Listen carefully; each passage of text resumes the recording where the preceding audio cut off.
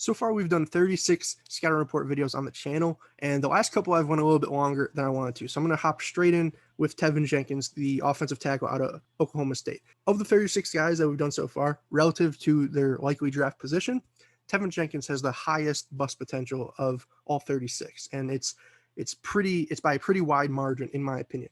Why? Right? Because a bunch of Teven Jenkins fans just had a stroke hearing that. So the problem is that the vast majority of his pass blocking wins are false positives. And what does that mean? That essentially means that if you either don't know what you're looking for or don't know what you're seeing him win, hence positive, right? He's not allowing necessarily sacks or pressures currently, but it's false because what he's doing, the way that he's obtaining those wins is entirely unsustainable, right? And especially at the NFL. If he was to play the next 20 years at Oklahoma State, he most likely wouldn't have to change a thing, right? Because he's so physically gifted, so athletic, just so big and strong that he's able to continue to get away with these false positives. But at the next level, it's just not going to happen. Just plain and simple. So what's the deal here, right? Put this as plainly as I can, and hopefully you guys understand this, right? The entire goal of pass protection is to, especially on the edges, it's to maintain the width of the pocket, right?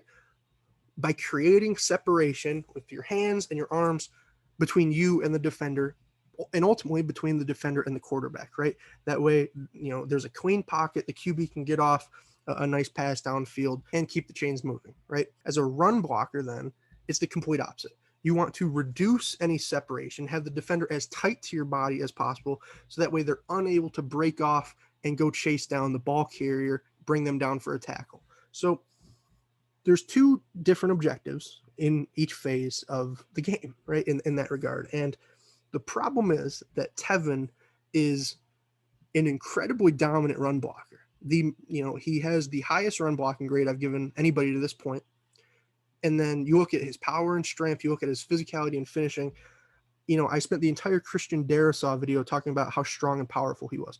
Well, Tevin is just as strong, if not more so, than Darrisaw. I spent half of the Jalen Mayfield video talking about how physical he was and how dominant of a finisher he was, right? Just how mean he was, how much of a bully he was. Tevin's even meaner. Tevin's a bigger bully. What's the problem with that? Is that he's treating the pass block reps, many of them, just the same as he is the run blocking reps. What does that mean then? That means that he's essentially trying to reduce separation between him and the defender on pass plays, constricting the pocket even more so, and just winning simply off the fact that he's bigger, stronger, and more physical than you, as he's just basically bear hugging you, kind of holding you there, right? At the NFL level, that won't work, right? You're going to just get plowed into the QB, because once you give up your chest, you're dead, right? That's just the fact. The guy who has control of the other man's chest is going to win the rep on the vast majority of plays, right? So it's not going to work. So what does that mean? That means, to me, if you're going to take Tevin and you want him to be your long-term solution at right tackle, you're going to essentially have to overhaul everything about his game in that aspect, right? You're going to have to take everything he's done to this point in his life, everything that he's learned as a pass blocker, and put it aside. And you're going to have to teach him from square one. You're going to have to retrain his feet. You're going to have to retrain his hands, and you're going to have to really teach him to extend his arms, trust his length, and just completely overhaul everything. I could go 40 minutes talking about the various things that he needs to change, but he can't lunge for guys. He can't have a heavy head. He can't have his feet narrow. He can't turn his hips to the sidelines, right? He's just doing a laundry list of things completely backwards. So if you want him to be your long-term solution at tackle, you have to fix all those things. I would say best case, that's a 2 to 3 year process, a career trajectory similar to, say, a Garrett Bowles in Denver, right? Where the first couple of years, man, they were ugly, right? People wanted Garrett Bowles cut. People wanted him gone. People thought he was a bust.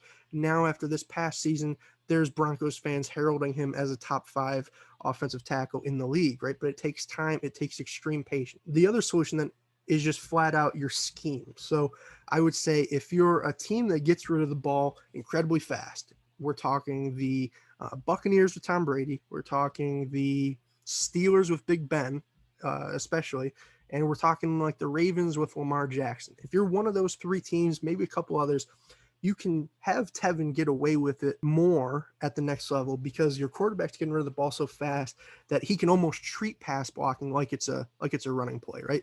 Because by the time that defender even clears his hips, beats him with his hands, the ball's already gone, right? But if you're one of the other 29 teams, 27 teams, however many, if I really went through them all, if you're a team that wants to throw the ball downfield, it's just not going to work right away. You can make it work eventually, but it's going to take patience. The other solution would be move him to guard. And I think that his skill set would be very conducive to me being a good guard right away. The reason is that now instead of maintaining the width of the pocket, you're maintaining the depth of the pocket, right? So you're already starting in a phone booth with a guy. Essentially, all Tevin would be doing is starting, instead of being this close to the guy, he's just going to fire off and get this close to the guy, right? And that's essentially what he's doing on the edge, where it won't work at the next level. He could do it on the interior and would have more success, right? The only question then is, are you going to start him at tackle? Are you going to move him to guard? Are you going to draft him as a guard? Like, there's some moving parts there. He hasn't really played guard from what I've seen. He spent some time at left tackle previously, moved to right tackle.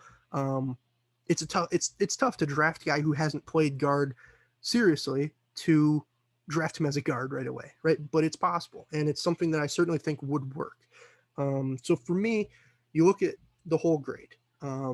So hands, right? His hands as a run blocker, they're fine. He's going to reduce that separation and just maul you to death. As a pass blocker, need to be overhauled, right? That's like a 1.5 and a 4.5 if you broke that into two parts. Balance, same thing. I was talking about him lunging after guys. I would say that's about a 1.5 as a pass blocker. That's about a 4.75 as a run blocker, right? Because you can get away with that a little bit more. You keep going down the list. It's just, to me, he has the skill set of an elite run blocker and potentially an elite guard, and as of right now, more so a project at right tackle. What does that mean? That doesn't mean he's bad, right? Because I talked about the physical gifts that he has. He's a freak athletically. Pro day numbers were through the roof. Right there with Sewell and Slater in terms of the best tackles athletically that I've graded to this point, right? And that's why I think that even though he has the highest bust potential, if you're just going to toss him out there in his current form at right tackle, he could be out of the league in 3 years, in my opinion, especially if you're a team, say Green Bay, where, Aaron needs a lot of time in that pocket. Plays are long developing. That's just not going to work with Tevin's style. To me, that's how he's out of the league very quickly. If you're going to work with him, though, if you're going to overhaul all those really pass block fundamentals, just go back to the fundamentals. I think that he could be very solid in the long term. It's just going to take a while to get there, and most people don't have the patience for that. And then there's the floor at guard, right? If you're willing to just simply take him and move him inside or start him outside, if he struggles, move him inside. I think that he has the floor to be a good guard, right? Especially if you're a run heavy team. I mean, that's right up his alley. So that doesn't mean I hate him by any means. I love the way he plays as a run blocker. It's so fun to watch. And I'm sure you could put together a highlight tape that would get millions of views of this guy just because how many plays he's driving guys into the dirt. There was a play against Joseph Osai, who, he's a second round edge rusher in my eyes, and he literally drove him 15 yards off the ball horizontally, off the field of play, and then pancaked him outside the sidelines. Like, it was just madness, because NFL caliber prospects don't get treated like that, right? They don't get just bullied. And he did it to essentially every end that I saw out of the games that I watched, right? And it was no matter, a couple reps against Ronnie Perkins, he was getting bullied. A couple reps, as I said, against Osai. Where they were beating him, though, was a little bit in the passing game. Now imagine, instead of Ronnie Perkins, that's Khalil Mack, right? The whole bear hug you technique and let me reduce that separation, it's just not going to work. And I think that, like I said, could work over time. I love the way he plays. I hope he keeps that same physicality, toughness, that same through the whistle mentality at the next level. I just hope that he comes in with an open mind to whatever team drafts him, because I highly suspect that they're either going to, one, ask him to completely relearn the fundamentals of being a pass blocker, or two, ask him to change positions entirely, right? And move him inside the guard, which that might be a smoother transition. I think if he's a guard, you could see him flourish potentially right away, right? The question is, again, do you want to risk that versus some of the other potentially more safe tackle prospects in the draft, right? And I wouldn't have a problem if somebody drafted him at the end of the first round. I just think that you need a concrete plan and roadmap for this guy. I think that if you're a contending team, you probably are looking at him as a guard. If you are a bad team, like say the Broncos were with Bulls, or maybe my Lions for example, I think you could maybe play him at tackle and just hope that those additional game reps reduce that help reduce that eventual time to relearn all those various techniques and fundamentals, right? But I don't think a contending team is going to have him at right tackle next year, unless, like I said, it's one of those very few situations where Big Ben, Lamar, Tom Brady, you're not really throwing the ball downfield. As you kind of saw with Tristan Wirfs last year, actually, his technique was pretty questionable as well, and I think that the Bucs made it work with their scheme. If a team picks out Tevin because of their scheme, that'll be fine. I think that then he'll most certainly live up to that second round grade. I also think that if you just give him time on the edge, I think that he could potentially. There's some risk. That's why, even though most people probably have him in the Darisaw Mayfield grade range, I think that risk is higher because I just think that the pass fundamentals are so flawed. But there's a good floor at guard if you need it. So I just move him inside if need be. He's an exciting guy. If your team drafts him, you just got to hope that the right coaching and people are in place to get him on the right track. So with that being said, I could see why people maybe wouldn't want to like this video, but if you don't, leave a comment down below and tell me why, right? Do you think I just don't know what I'm talking about? Or my 17 years of football experience absolute garbage, playing the same position that Tevin plays?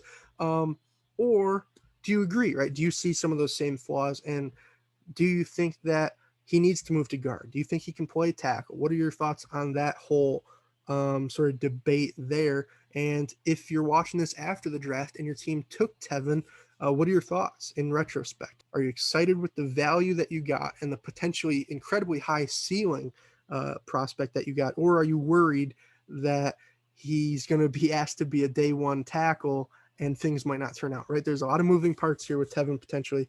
And if your team drafts him, I'd be excited to hear from you in that regard. So with that being said, if you did enjoy, hit that subscribe button, turn on that notification bell.